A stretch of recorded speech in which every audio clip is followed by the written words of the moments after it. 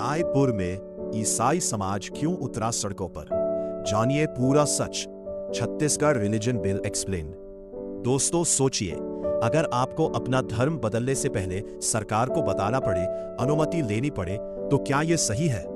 यही सवाल आज छत्तीसगढ़ के रायपुर में हजारों लोगों को सड़क पर ले आया है। ईसाई समाज इस समय एक बड़े कानून का विरोध कर रहा है और यह मामला सिर्फ एक राज्य का नहीं बल्कि पूरे देश में चर्चा का विषय बन चुका है। आज के इस वीडियो में हम आपको आसान भाषा में समझाएंगे कौन सा है यह बिल, सरकार क्या कह रही है और ईसाई समाज इसका विरोध क्यों कर रहा है।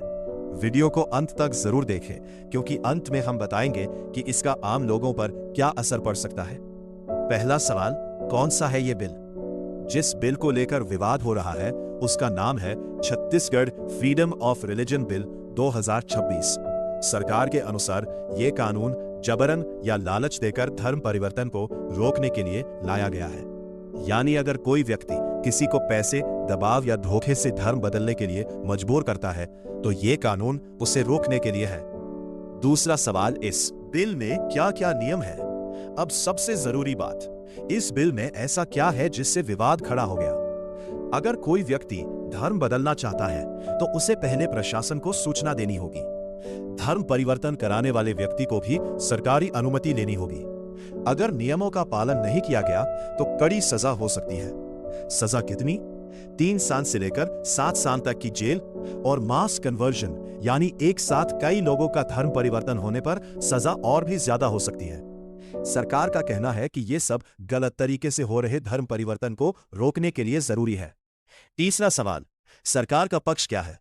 सरकार और समर्थकों का कहना है देश में कई जगहों पर लोगों को लालच देकर या दबाव बनाकर धर्म बदलवाया जाता है। गरीब और कमजोर लोगों को टारगेट किया जाता है। इसलिए ऐसा कानून जरूरी है ताकि किसी के साथ धोखा न हो।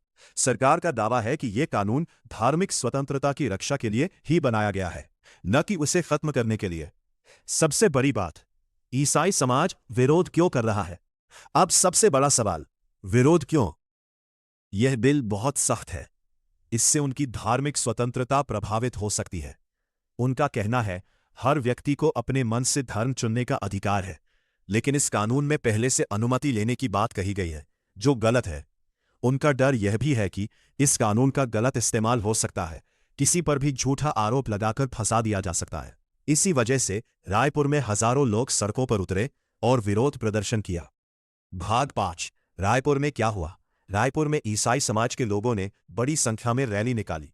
लोगों ने मोमबत्तियां और तख्तियां लेकर विरोध जताया। धार्मिक स्वतंत्रता बचाओ जैसे नारे लगाए गए। सरकार से इस बिल को वापस लेने की मांग की गई।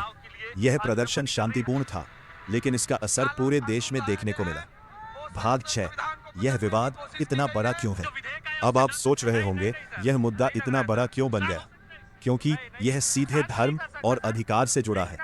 भारत का संविधान हर व्यक्ति को धर्म की स्वतंत्रता देता है, लेकिन सवाल यह है, क्या सुरक्षा के नाम पर सख्ती जरूरी है या इससे लोगों की आजादी? बहस आज पूरे देश में चल रही है। भाग 7, आम लोगों पर क्या असर पड़ेगा? अगर यह कानून लागू होता है तो धर्म बदलने की प्रक्रिया मुश्किल हो सकती है। लोगों को सरकारी प्रक्रिया से गुजरना पड़ेगा और डर भी रह सकता है कि कहीं कोई गलत केस न लग जाए। लेकिन दूसरी तरफ सरकार कहती है कि इससे धोखाधड़ी रुकेगी और कमजोर लोगों की सुरक्षा होगी। आखिरी बात, कंक्लूजन प्लस सीटीए। तो दोस्तों, अब सवाल आपसे, क्या आपको लगता है कि यह कानून सही है या ये लोगों की आजादी में दखल है? अपनी राय कमेंट में जरूर बताएं। अगर आपको यह वीडियो जानकारीपूर्ण लगा हो तो वीडियो को लाइक करें, अपने दोस्तों के साथ शेयर करें और चैनल को सब्सक्राइब करना न भूलें। हम ऐसे ही महत्वपूर्ण मुद्दों को आसान भाषा में आपके लिए लाते रहेंगे।